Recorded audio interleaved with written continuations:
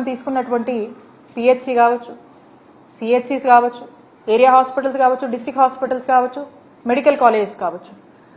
So టోటల్గా ఇవన్నీ కూడా నాడు నేడులో భాగంగా 17,000 కోట్లతో నాడు నేడు ఖర్చు చేస్తూ ఇవన్నీ కూడా మనం డెవలప్ చేస్తున్నటువంటి పరిస్థితి. మరి ఈ నాడు నేడు మీద మీ స్టాండ్ ఏంటి? ఈ నాడు నేడులో భాగంగా మీరు డెవలప్ చేస్తారా, లేకపోతే అప్పులు, బాకీలు, బకాయిలు అని చెప్పి సాకుతో దీని నుంచి కూడా మీ బాధ్యత నుంచి ఏమైనా వైదొలిగిపోతారు? సో మీ ప్రయారిటీస్ ఏంటి, మీ యాక్షన్ ప్లాన్ ఏంటి, ఇవన్నీ కంటిన్యూ అవుతాయా లేదా అనేటువంటి ఒక స్పష్టతని, మీ స్టాండ్ ఏంటి అనే దాని మీద నేను కూటమి ప్రభుత్వంలో ఉన్నటువంటి ముఖ్యమంత్రి చంద్రబాబు నాయుడు గారిని అలాగే ఈ మంత్రి గారిని కూడా సమాధానం చెప్పవలసిందిగా, ప్రజలకు స్పష్టత ఇవ్వవలసిందిగా నేను కోరుతా ఉన్నాను. మేము ఒక్కటే చెప్తా ఉన్నాను, ఈ కార్యక్రమాలన్నీ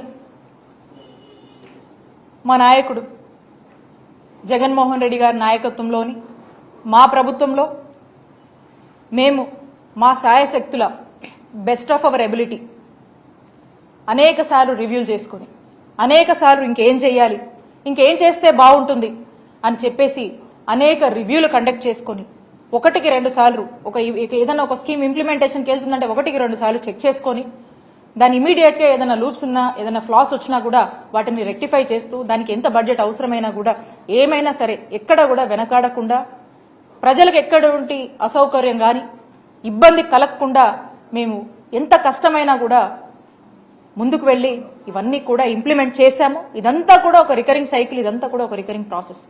సో కాబట్టి ప్రభుత్వంగా ఎప్పుడూ కూడా మా హయాంలో మేము ఎప్పుడు ఈ బాధ్యత నుంచి మేము ఎప్పుడూ కూడా ఇది మాదే ఈ బాధ్యత, ఇది మా టాపెస్ట్ ప్రయారిటీ, హెల్త్ మా టాపెస్ట్ ప్రయారిటీ, ఈ బాధ్యత మాది అని చెప్పి చాలా బాధ్యతగా భావించి మేమంతా కూడా చాలా బాధ్యతగా నడిపాము. మీరు కూడా ఇంకా ఈ సాకులతో వెళ్తే మనం ఏ స్పియర్లోనూ కూడా ముందుకు వెళ్ళలేము. కాబట్టి ఈ సాకులు కాకుండా ఇంకా బెటర్గా మీరు చేస్తే బాగుంటుందని కోరుకుంటూ, అలాగే ఈ అన్నిటి మీద కూడా మీరు మీ స్టాండ్ ఏంటో అని ఒక స్పష్టత ఈ ప్రభుత్వం ఇవ్వవలసిందిగా ప్రజల పక్షాన మేము కోరుతున్నాము. మేము ఒకటే చెప్తా ఉన్నాము, మేము మా నాయకుడు వైఎస్ జగన్మోహన్ రెడ్డి గారి నాయకత్వంలోని మేమంతా కూడా ప్రజలకు ఏ అవసరం వచ్చినా, ఏ విషయంలో అండగా ఉండాలన్నా కూడా మేము అధికారంలో ఉన్నా, మేము అధికారంలో లేకపోయినా కానీ ప్రజలతోనే ఉంటాము, ప్రజల పక్షానే నిలబడతాము, ప్రజల కోసం పోరాడతామని చెప్పి తెలియజేసుకుంటూ సెలవు తీసుకుంటున్నాను. Thank you. మేడం, మీరు ఇన్ఫ్రాస్ట్రక్చర్ అనేది సరిగా ఏర్పాటు చేయకపోవడం వల్లే ఈ రోజు అడ్మిషన్స్ చేయడానికి ఎన్ఎంసీ పర్మిషన్ ఇవ్వలేదు అనేది మంత్రి గారు చెప్తా ఉన్నారు. అలాగే టీచింగ్ ఫ్యాకల్టీ కూడా తగినంతగా మెడికల్ కాలేజీలో లేవు కాబట్టి ఇప్పటికి అడ్మిషన్స్ విషయంలో అయితే మాత్రం ఎన్ఎంసీ పర్మిషన్ ఇచ్చే విధంగా లేదు అనేది మంత్రి గారు చెప్తా ఉన్నారు. దీని మీద మీరే అంటారు? నేను ఇందాక నా మాటల్లో కూడా మీకు స్పష్టంగా చెప్పాను, మేము కొంత ఈ మెడికల్ కాలేజ్ కోసము కొంత యాక్టివిటీ చేశాము.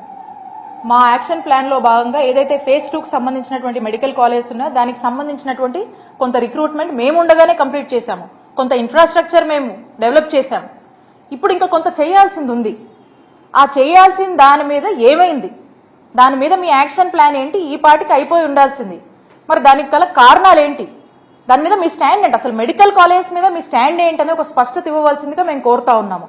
0 వేకెన్సీ పాలసీ పెట్టుకుని దేశానికి ఆదర్శంగా రిక్రూట్మెంట్స్ చేసినటువంటి ఘనత జగనన్న ప్రభుత్వానికి దక్కింది. మిగతా స్టేట్స్ లో వాళ్ళు కూడా ఇంత పెద్ద ఎత్తున మీరు రిక్రూట్మెంట్స్ ఎలా చేశారు అని చెప్పి మన స్టేట్కి వచ్చి అందరూ కూడా కొన్ని టీమ్స్ గా వచ్చి మమ్మల్ని కూడా కలిసి మరి చాలా మంది ఒక రీసెర్చ్ మాదిరిగా కూడా వచ్చి తెలుసుకొని పోయినటువంటి పరిస్థితి. ఒక పద్ధతి కాదు, 2 పద్ధతులు కాదు, దాదాపు 11 నుంచి 13 రకాలటువంటి మాడ్యూల్స్ ని మేము ఫిక్స్ చేసుకొని ఎంచుకొని రకరకాల మోడల్స్ లో మేమంతా కూడా ట్రై చేసి ఈ రిక్రూట్మెంట్స్ ని చాలా చక్కగా చాలా పెద్ద ఎత్తున కూడా ఈ రిక్రూట్మెంట్స్ చేసినటువంటి ఘనత జగనన్న ప్రభుత్వానికి దక్కిందని నేను గర్వంగా చెప్తాను. అండ్ మీరు అన్నట్టు మెడికల్ కాలేజ్ సంబంధించింది కూడా మేము ఆల్రెడీ చేశాము. ఇప్పుడు ఏమైతుంది, ఈ ల్యాగ్ ఏంటి, ఈ సంవత్సరం ఈ 5 మెడికల్ కాలేజ్ అందుబాటులోకి వస్తాయా రావా, తెస్తున్నారా తేవట్లేదా, ఏమైంది, ఎక్కడ డిలే అయింది, దీని మీద మీకు స్పష్టత ఇవ్వవలసిందిగా కోరుతా ఉన్నాం. ఎన్టీఆర్ కి గతంలో ఎన్నో సందర్భాల్లో మాజీ ముఖ్యమంత్రి థ్యాంక్ యూ.